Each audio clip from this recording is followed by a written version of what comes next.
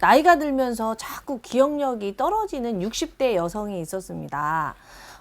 이러다가 치매 걸리는 건 아니야? 라고 이제 불안감이 확 들어와가지고 동창회를 나갔는데요. 친구들 중에서 한 분이, 야, 나 이거 먹으니까 너무 좋더라 하면서 어떤 약을 하나 추천을 해줬어요. 근데 그 약은 병원에서 처방해주는 뇌 영양제라는 거예요. 그래? 그럼 나도 저걸 좀 먹어봐야겠다 하고 동네 병원에 가서 상의를 해서 처방을 받아서 약을 복용하기 시작했습니다. 그런데요, 얼마 지나지 않아서 이분이 잠을 설친다는 거예요. 잠을 설치니까 낮에도 힘이 하나도 없고 무기력해지고 의욕이 없고, 이 나이가 있다 보니 식욕까지 떨어져서 삶의 질이 너무 떨어지는 거예요. 억지로 잠이 들었다가도요, 금방 깨기 일쑤인 거죠. 그래서 아무리 생각해봐도 이 치매 걱정 때문에 처방받은 이 약 말고는 바뀐 게 하나도 없는 거예요. 그래서 그 약을 들고 저에게 상담을 하신 거죠.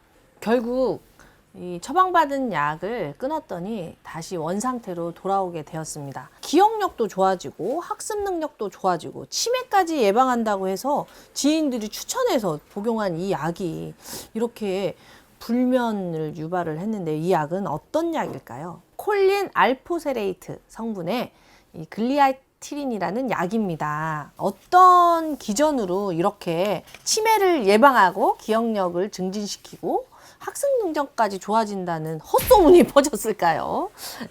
이게 헛소문은 아니고요. 실제로 효과가 있습니다. 그런데 어떤 분들에게 효과가 있냐?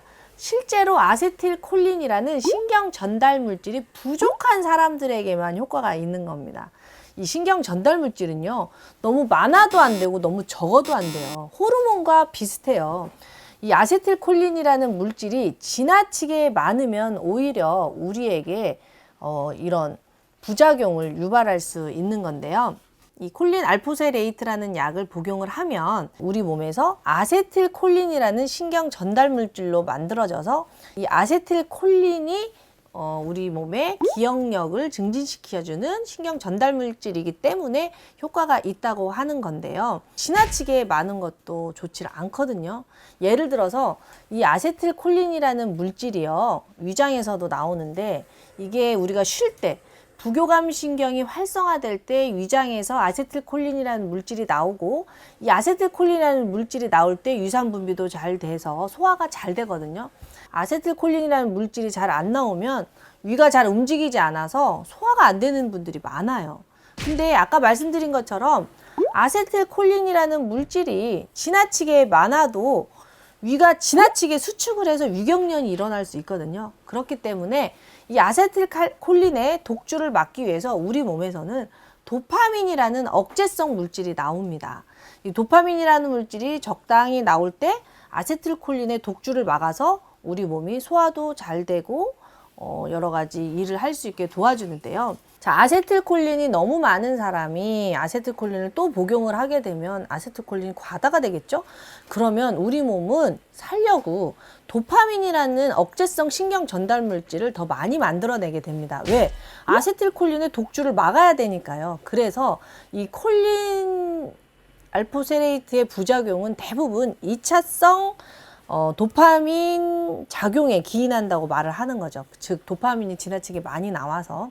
실제로요, 소화가 잘 안 되는 사람들한테는 항도파민제를 쓰거든요. 왜? 도파민을 억제를 하게 되면 아세틸콜린이 많아지기 때문입니다. 이 아세틸콜린과 도파민의 균형이 우리 몸에서는 굉장히 중요하죠. 이 약을 필요 없는 사람이 드시게 되면 2차성 도파민 작용에 의해서 도파민이 지나치게 많이 만들어지고 아세틸콜린도 지나치게 많이 만들어지니까 어떻게 되겠어요? 졸릴 수도 있고, 또는 불면이 올 수도 있고, 짜증이 날 수도 있고, 경련이 날 수도 있고, 또 콜린성 두드러기가 생길 수도 있고. 최근에는요, 무분별한 이 콜린 알포세레이트 남용이 오히려 뇌졸중 발생 위험을 증가시킨다는 이 서울대학교 가정의학과에서 발표도 있었으니까요. 꼭 필요한 사람만 이 약을 잘 활용했으면 좋겠습니다. 이 약을 처방받았을 때는요, 1회에 400mg을 1일 2 내지 3회 식사와 상관없이 복용할 수 있는데요. 특히 이게 이제 치매 환자들에게 많이 처방이 되다 보니까 약 복용하는 걸 깜빡깜빡 잊을 수가 있거든요. 그래서 아침에 안 먹었다고 점심에 두 알을 드시면 어떻게 되겠어요? 신경 전달 물질은 균형이 중요하기 때문에 오히려 부작용에 노출될 수가 있죠. 그럼 까먹은 건 까먹은 겁니다. 한 번에 한 알씩만 드시는 게 중요하고요. 이 약이 습기에 약해요. 더운 여름 날씨에는 창가나 자동차 이렇게 뜨거운 곳에 두시면 다 녹아버리니까 이 보관도 주의를 하셔야 될 것 같습니다. 그렇다면 치매도 걱정이 되고 기억력도 걱정이 되는데 이 약을 몸 부작용 때문에 난 먹을 수가 없어. 이런 사람들은 그냥 치매나 기억력 감퇴의 속수무책일까요? 그건 아니죠. 뇌가 어떤 역할을 하는지를 잘 아시게 되면 얼마든지 기억력이나 치매에서 자유로울 수 있는데요. 이제 평소 젊었을 때부터 미리미리 관리를 해야겠죠. 자, 뇌 발달을 위해서 안 쓰는 근육을 많이 쓰시는 게 좋고요.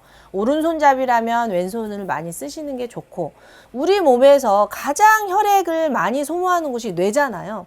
자, 많이 소모한다? 네. 가장 많이 활성산소가 만들어지는 것도 뇌겠죠? 뇌까지 침투하는 항산화제를 평소에 드셔주신다면, 물론 제품으로 드실 수도 있지만 항산화 성분이 많은 과일이나 야채를 잘 챙겨 드신다면 활성산소를 없앰으로써 뇌 염증을 없앰으로써 치매를 예방할 수도 있을 것이고요.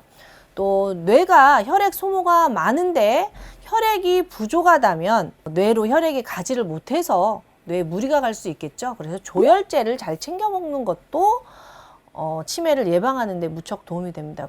뿐만 아니라 뇌 혈관이 가장 많잖아요. 뇌 혈관 청소를 해주는 혈관 강화 제품을 드신다거나, 뇌는 우리 몸에서 혈액이 가장 많은 곳이기 때문에 가장 뜨거운 장기이기도 합니다. 그래서 뇌열을 식혀줄 수 있도록 뇌 척수액이 떨어지지 않게, 즉 탈수에 시달리지 않게 과도한 커피라든가 술이라든가 담배라든가 이런 제품을 많이 드시게 되면 뇌 척수액이 말라서 뇌 과열을 줄일 수가 없겠죠. 기본에 충실하는 것이 뇌를 지키는 거지, 이런 뇌 기능 개선제, 치매 예방한다는 약 하나를 먹는다고 해서 치매에서 자유로울 수는 없을 것 같습니다.